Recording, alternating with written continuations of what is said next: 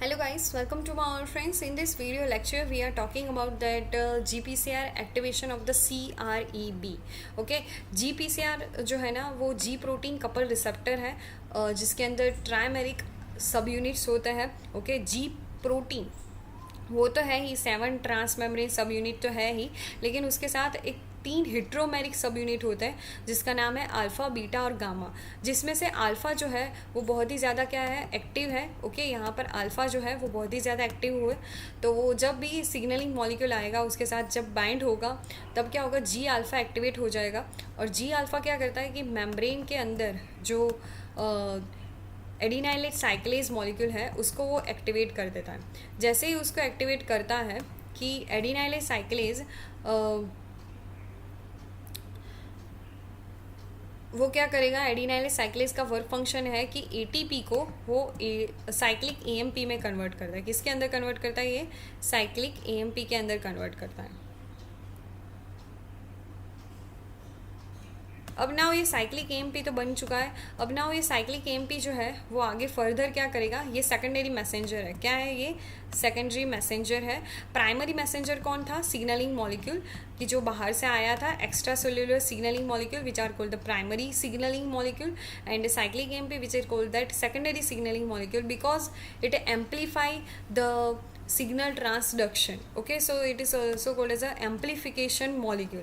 So cyclic AMP अब क्या करेगा, जो इनएक्टिव प्रोटीन काइनेज ए जो है वो पहले से ही साइटोसॉल में होता ही है, क्योंकि उसके पास 2 सब यूनिट होता है. एक होता है रेगुलेटरी सब यूनिट जो यहाँ से ब्लू कलर से शो हुआ है, देखो यहाँ पर ब्लू कलर से जो शो हुआ है which is called that catalytic सब यूनिट, और जो ये ग्रेश कलर का है वो क्या है, रेगुलेटरी सब यूनिट. तो अब क्या होगा, साइक्लिक एएमपी जो है वो रेगुलेटरी सब यूनिट से बाइंड होगा.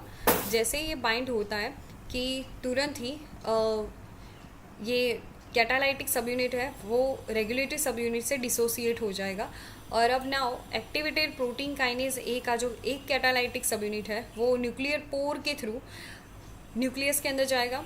न्यूक्लियस के अंदर पहले से ही एक साइक्लिक एएमपी रिस्पॉन्स एलिमेंट होता है, उसके वो इनएक्टिव होता है. वो जीन को एक्टिव करने के लिए कौन चाहिए, तो उस जीन को एक्टिवेट करने के लिए हमारे पास एक बहुत ही अच्छा नाम है CREB, यानी कि catalytic response element binding protein. Okay, या फिर cyclic AMP response element binding protein भी इसको बोल देते हैं, लेकिन हम यहाँ पर बोल लेते हैं कि catalytic response element binding protein.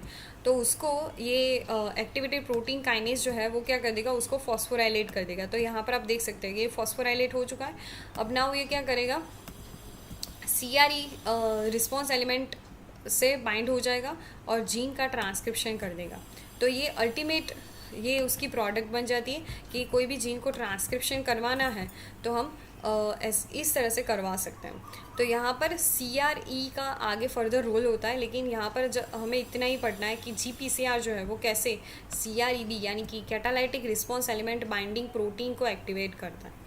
So I hope you are clearly understood this whole phenomena, which is very very important, and various types of questions are found in this particular diagram. So please remember this all types of names: adenyl cyclase, then after GS, what is GS, then after what is the cyclic AMP, okay, what is the protein kinase A, write down the full form of that CREB. All are that types of questions are asking in the various types of exams, so please remember. And if you are like this video, please like and subscribe my channel if you are new viewers. Thank you so much for watching.